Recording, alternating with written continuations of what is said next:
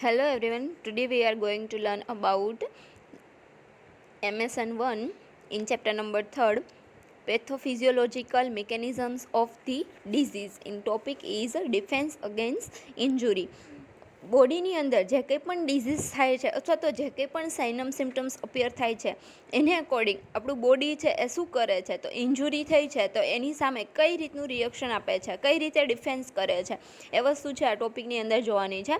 First one આવે છે skin. Skin છે એ લાર્જેસ્ટ ઓર્ગન છે, એ શું કરે છે, કઈ રીતે બોડીને પ્રોટેક્ટ કરે છે, તો કે સ્કિન એ આપણા શરીરની ઇન્જુરી અને ડિઝીઝ સામે first line of the defence યાની કે સંરક્ષણ પ્રથમ રોલ છે. શું છે, સ્કિન છે એ ડિઝીઝ સામે ફર્સ્ટ ઓફ ઓલ કોઈ પણ માઇક્રો ઓર્ગેનિઝમ્સ છે, પેથોજન છે અથવા તો જે કંઈ પણ ડિઝીઝ ઇન્જુરી જે કંઈ પણ થાય છે તો ફર્સ્ટ કોની જોડે અટેચ થશે, સ્કિન જોડે.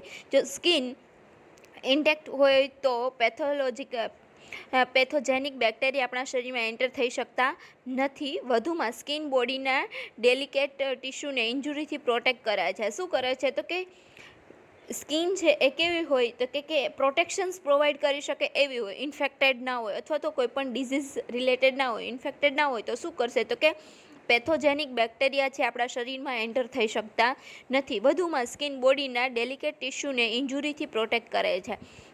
એટલે કે ટિશ્યુ છે એ શું કરે છે, તો કે એ ટિશ્યુ ત્યાં શું છે, તો કે ટિશ્યુ ત્યાં બોડી સ્કિન છે એની અંદર ઓલરેડી રહેલા છે, એ શું કરે છે, તો કે ઇન્જુરીથી પ્રોટેક્ટ કરે છે. તેમજ હીટ, કોલ્ડ, ટ્રોમાની સામે રક્ષણ આપે છે. તેમજ ડિઝીઝ ઉત્પન્ન કરતા માઇક્રોબ્સનો ગ્રોથ સ્કિન પોતાના એસિડિક સિક્રેશન્સથી ફેલાતો રોકે છે. શું કરશે, તો સ્કિન છે એ હીટ છે, કોલ્ડ છે અથવા તો કોઈ પણ ટ્રોમા છે એની સામે પ્રોટેક્શન્સ પ્રોવાઈડ કરે છે અને ડિઝીઝ ઉત્પન્ન કરતા જે કંઈ પણ માઇક્રોબ્સ છે એનો ગ્રોથ છે એ સ્કિન ઉપર થતો અટકાવે છે. કઈ રીતે, તો કે એ પોતાનું એસિડિક સિક્રેશન્સ કરશે તો એના થ્રુ છે એ માઇક્રોબ્સ છે, પેથોજન્સ છે એ કિલ થઈ જશે. એ રીતે છે એ સ્કિન શું કરે છે, પ્રોટેક્શન્સ પ્રોવાઈડ કરે છે. સામાન્ય રીતે જોઈએ તો સ્કિન વાતાવરણના કોન્ટેક્ટમાં સતત રહેલી હોય. સ્કિન ઉપર સૌથી વધારે પ્રમાણમાં બેક્ટેરિયા પ્રેઝન્ટ હોય છે. એટલે કે એન્વાયરમેન્ટમાં સૌથી પહેલાં ટચ કોને થશે, તો સ્કિનને થશે. સૌથી વધારે પ્રમાણમાં બેક્ટેરિયા ક્યાં સ્થાયી હોય છે, તો કે સ્કિન ઉપર હોય છે.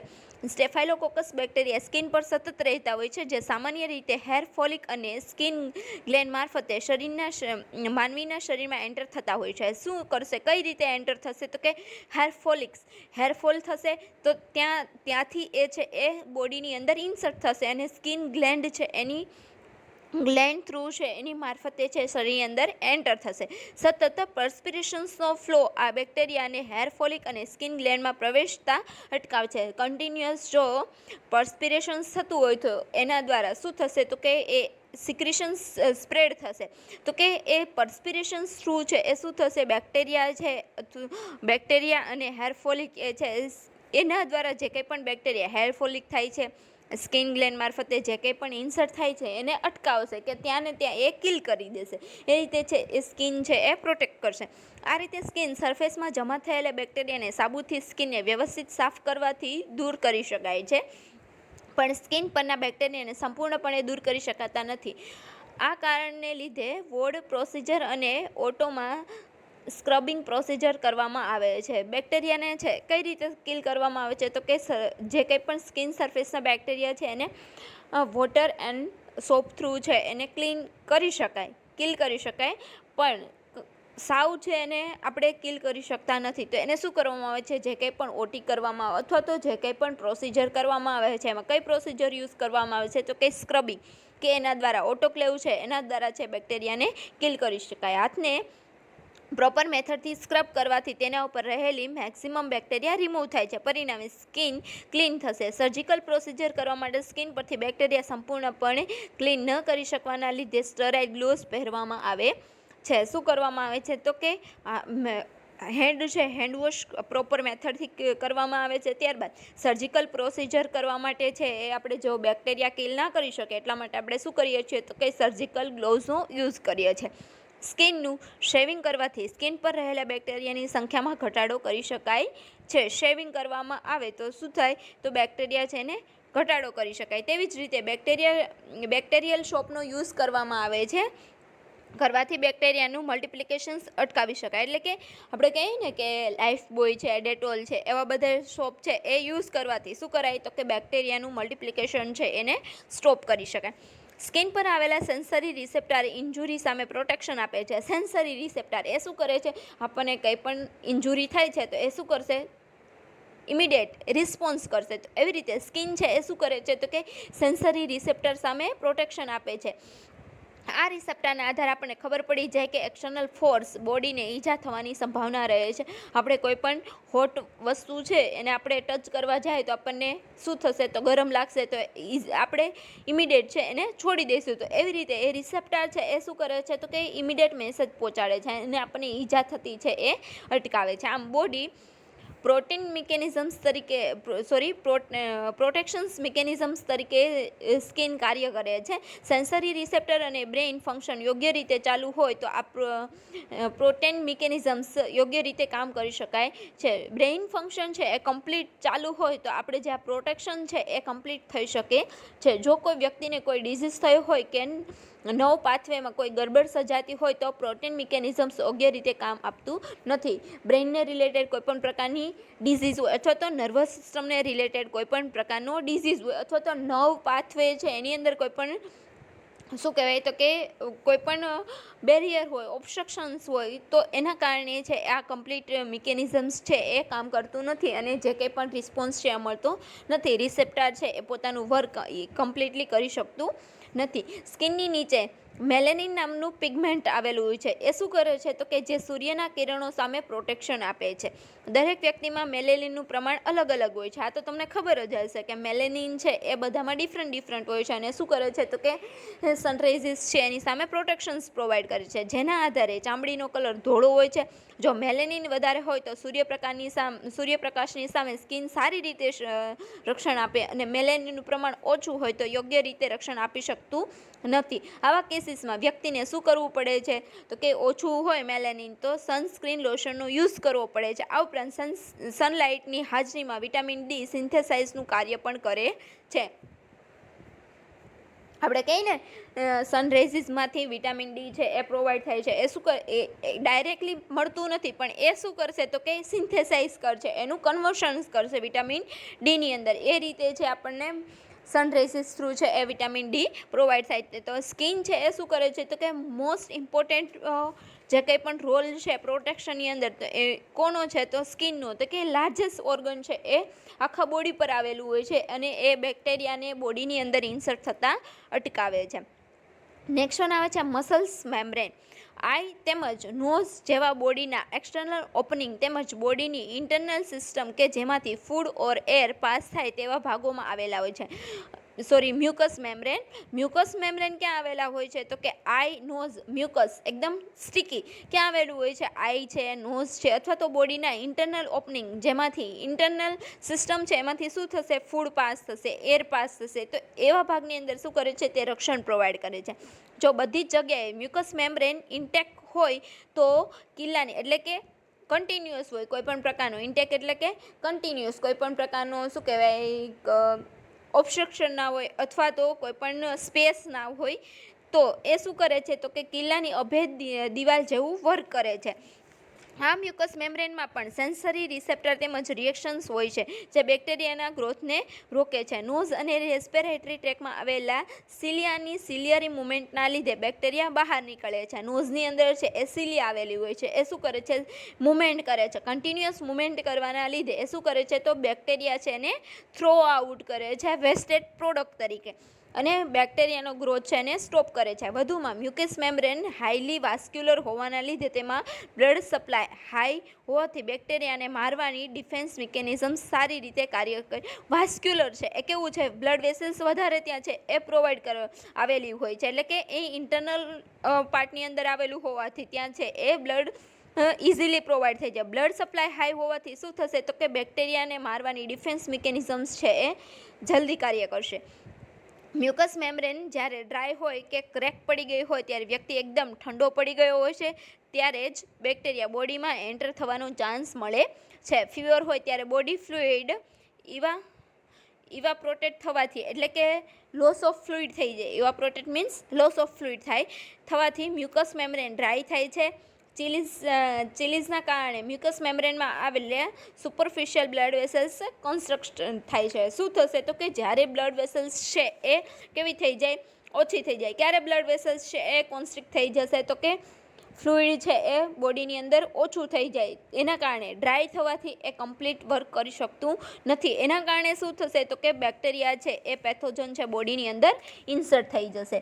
ત્યારબાદ આવે છે આઈ કઈ રીતે પ્રોટેક્શન્સ પ્રોવાઈડ કરે છે તો કે આઈમાં આવેલા આઈલેશિસ, આઈલિડ્સ, કંજક્ટિવાના પ્રોટેક્શનના લીધે બેક્ટેરિયા અને ફોરેન મટીરિયલ્સ આઈમાં પ્રવેશ કરી શકતા નથી. એ શું કરે છે તો કે આઈ છે કઈ રીતે પ્રોટેક્શન પ્રોવાઈડ કરે છે તો કે એન્ટર થયેલા મટીરિયલ્સ છે એને ટીયર દ્વારા શું કરશે, વોશ આઉટ થઈને બહાર નીકળી જાય છે. ટીયર દ્વારા આપણે રડીએ છીએ એ શું છે, એમાંથી જે કંઈ પણ નીકળે છે એ શું છે તો કે વેસ્ટેડ પ્રોડક્ટ છે. બ્લિંકિંગ દ્વારા શું થશે, ફોરેન મટીરિયલ્સ છે આની અંદર જઈ શકતું નથી. આપણી કંઈ પણ છે એ ફોરેન મટીરિયલ્સ આવતું હોય તો આઈ છે આપણે શું કરશે, ડાયરેક્ટલી બ્લિંકિંગ કરશે. તેમજ બ્લિંકિંગથી બ્રાઇટ લાઇટ સામે પણ પ્રોટેક્શન મળે છે. લાઇટ છે એ એકદમ બ્રાઇટ હોય તો શું થાય, આપણી આઈ છે એ બ્લિંક થવા લાગે.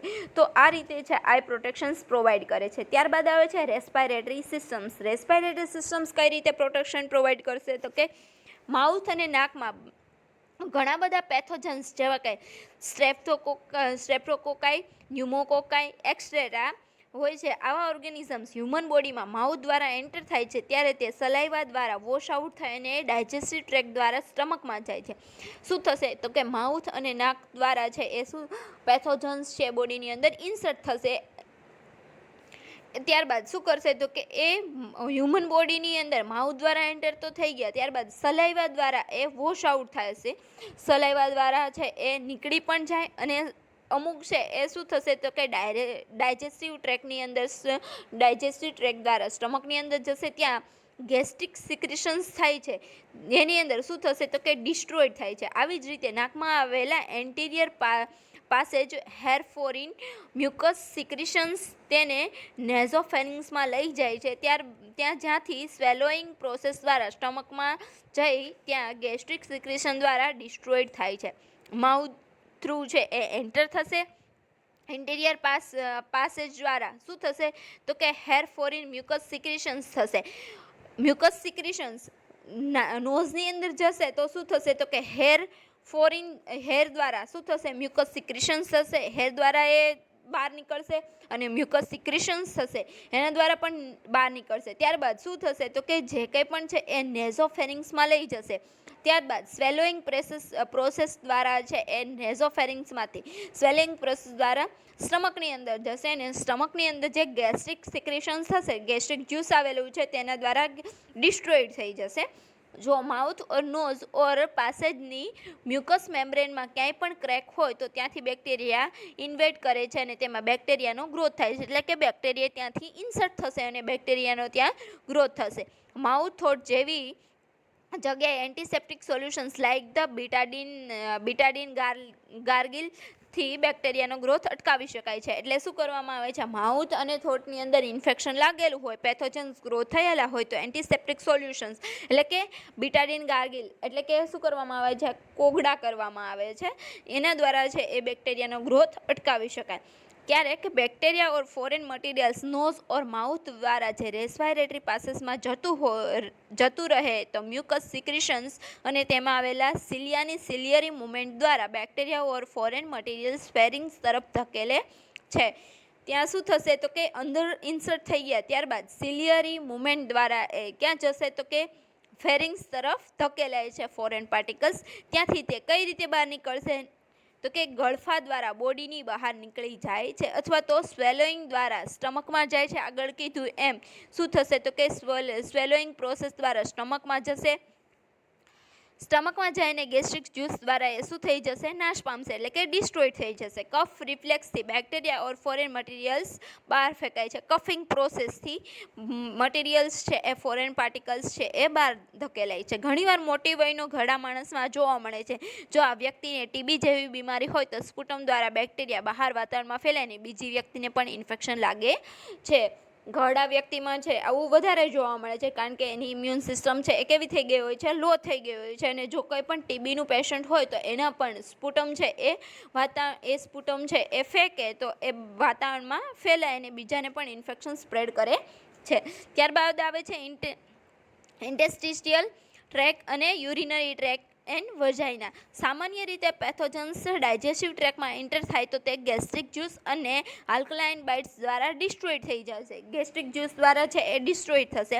પણ શું થશે તો કે થાઇરોઇડ, પેરાથાઇરોઇડ, બેસિલાઇસ જેવા પેથોજન્સ માઉથ દ્વારા એન્ટર થાય અને બોવેલમાં ઇન્ફેક્શન્સ ફેલાવે છે. થાઇરોઇડ અને પેરાથાઇરોઇડ ના બેસિલાઇસ છે એ શું કરે છે તો કે ડાયરેક્ટલી માઉથમાં એન્ટર થાય અને બોવેલમાં ઇન્ફેક્શન્સ સ્પ્રેડ કરે છે. અમુક પ્રકારના bacteria એન્ટેરિયર opening of the urethra અને કિડનીમાં આવેલા હોય છે. યુરેથ્રા અને કિડનીમાં આવેલા હોય છે. એ શું કરે છે તો કે ઇન્ટેક મ્યુકસ મેમ્બ્રેનની થિંગ આ બધા બેક્ટેરિયાને ટિશ્યુમાં એન્ટર થવા દેતા નથી. એ મેમ્બ્રેનની જે એ શું કરે છે તો કે મ્યુકસ મેમ્બ્રેન છે એ બેક્ટેરિયાને ટિશ્યુની અંદર આવવા દેતા નથી. તેમજ નોર્મલ યુરિન ફ્લો છે એના દ્વારા જે કંઈ પણ બેક્ટેરિયા છે એ ઇન્સર્ટ થયા છે એ શું થઈ જશે, વોશ આઉટ થઈ જશે.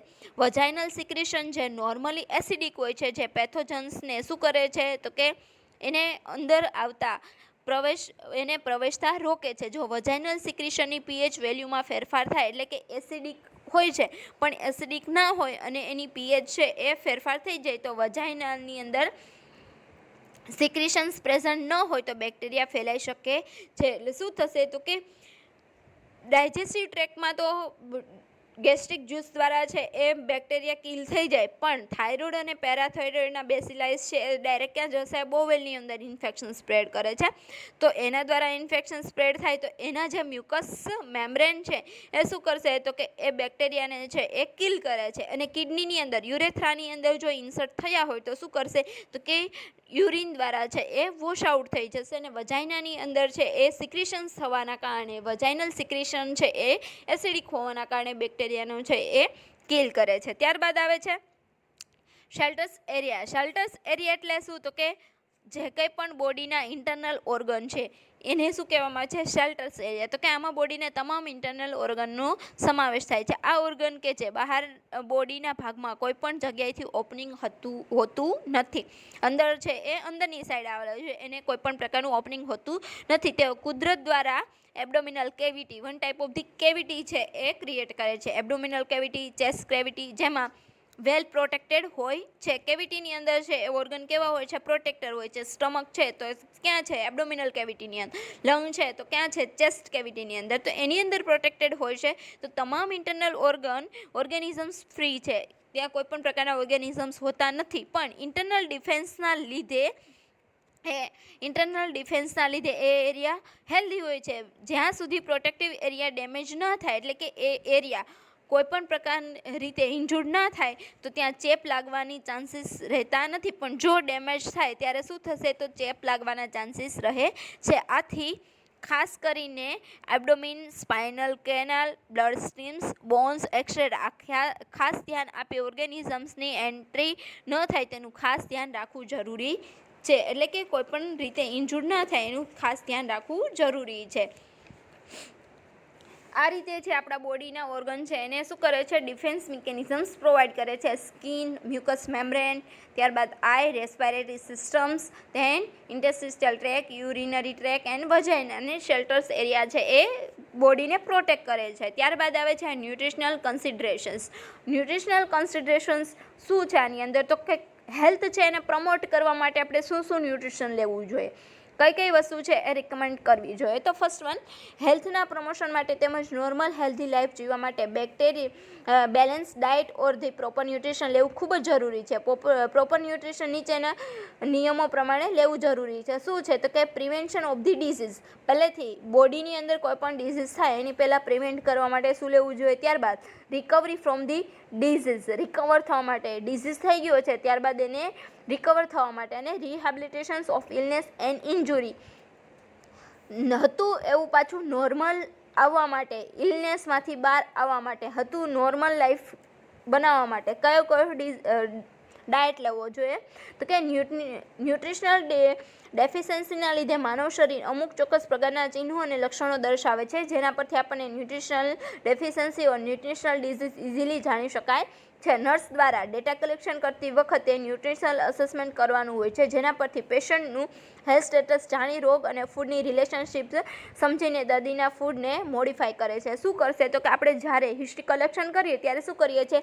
તો કે એની હિસ્ટ્રી લઈએ છીએ, તો આપણને ખબર પડે છે કે એ કેવા પ્રકારનું ડાયટ લે છે. તો એ ડાયટની અંદર છે એનું ન્યુટ્રિશનલ અસેસમેન્ટ કરવામાં આવે છે. ડેટા કલેક્શન્સ કરી, અસેસમેન્ટ કરી, ત્યારબાદ એને ડિઝીઝને અકોર્ડિંગ અથવા તો એની જે કંઈ પણ એને ટ્રીટમેન્ટ પ્રોવાઈડ કરવામાં આવે છે એને અકોર્ડિંગ શું કરવામાં આવે છે? ફૂડનું રિલેશન સમજાવવામાં આવે છે અને એને મોડિફાઈ, ચેન્જ કરવામાં આવે છે. જે કંઈ પણ ફૂડ લે છે એની અંદર ચેન્જીસ લાવવામાં આવે છે અને ડિઝીઝને અકોર્ડિંગ વ્યક્તિના બોડી માસ ઇન્ટેક દ્વારા જે વ્યક્તિનું ન્યુટ્રિશનલ અસેસમેન્ટ કરવામાં આવે છે, જેમાં બોડીનું વેઇટ, હાઇટના અમુક ચોક્કસ કેલ્ક્યુલેશન્સ કરી સ્ટાન્ડર્ડ રેશિયો ડેવલપ કરવામાં આવે છે. એનું બોડીને અકોર્ડિંગ એનું વેઇટ, હાઇટને અકોર્ડિંગ છે એ કેલ્ક્યુલેશન કરવામાં આવે છે, જેની સાથે દર્દીના હાઇટ અને વેઇટને કમ્પેર કરવામાં આવે છે. હાઇટને અકોર્ડિંગ વેઇટ હોવો જોઈએ અને વેઇટને અકોર્ડિંગ હાઇટ હોવી જોઈએ. બોડી માસ ઇન્ટેક BMI આમ જોઈએ તો બોડી ફેટ સાથે વધારે રિલેટેડ છે. આમાં અમુક બોડી વેઇટ સાથે અમુક હાઇટ હોવી જોઈએ. એક્ઝામ્પલ કે હાઇટ વધારે હોય તો વેઇટ ઓછું હોવું જોઈએ અથવા તો વેઇટ વધારે હોય તો હાઇટ ઓછી હોવી જોઈએ. તો બંને પુઅર BMI સૂચવે છે. અને જો બેઉ પુઅર હોય તો શું આવે? BMI છે એ કેવો છે? લો છે. સામાન્ય રીતે BMI 24 કરતાં નીચે હોય અથવા તો 80% કરતાં ઓછું હોય તો ન્યુટ્રિશનલ સ્ટેટસ કેવું ગણાય? પુઅર ગણાય. આમ લોકો ડિઝીઝ પ્રોબ્લેમ માટેનું રિસ્ક વધારે, આવા લોકો છે એને શું થાય? ડિઝીઝ વધારે થવાના ચાન્સ રહે છે. Clinical examination or general appearance of the person પરથી વ્યક્તિના ન્યુટ્રિશન સ્ટેટસ વિશે જાણી શકાય છે. ઉંમર અને હાઇટના પ્રમાણમાં વેઇટ બરોબર તેમજ બોડીનું ફ્રેમ સારું હોય તો ગુડ ન્યુટ્રિશનલની નિશાની છે. Hair, teeth, gum, skin, mucus membrane of the mouth and tongue, sclera તેમજ skeleton muscles, abdominal lower extremities, thyroid gland etcetera આ બધા ઓર્ગન ઓવરઓલ ન્યુટ્રિશન સ્ટેટસના ઇન્ડિકેટર્સ છે. જો આ બધું કમ્પ્લીટ હોય, આ બધા જેટલા ઓર્ગન છે એ બધા કમ્પ્લીટ હોય તો શું ગણાય કે ન્યુટ્રિશન સ્ટેટસ કમ્પ્લીટ છે. જો ન્યુટ્રિશનલ સ્ટેટસ પુઅર હોય તો આમાંથી આગળ જોયા એ બધા ઓર્ગનમાંથી કંઈ ને કંઈ ડિફોર્મિટી જોવા મળે છે.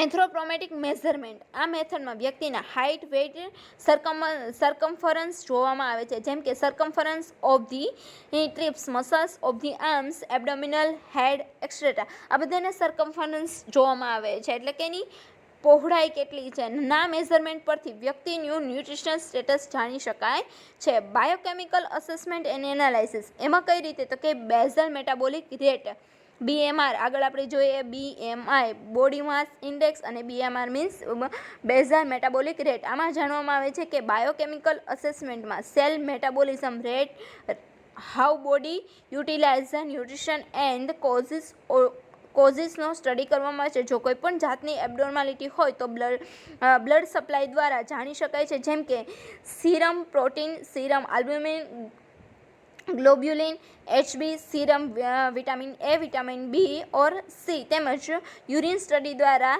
Thiamine, riboflavin and niacin, iodines વગેરે જાણી શકાય છે. એટલે કે મેટાબોલિઝમ્સ બોડી છે એ સિન્થેસાઇઝ કઈ રીતે કરે છે, કઈ રીતનું મેટાબોલિઝમ્સ કરે છે, એના દ્વારા છે BMR દ્વારા છે એ જાણી શકાય કે બોડીની અંદર છે એ કયો વિટામિનની ડેફિશિયન્સી તેમજ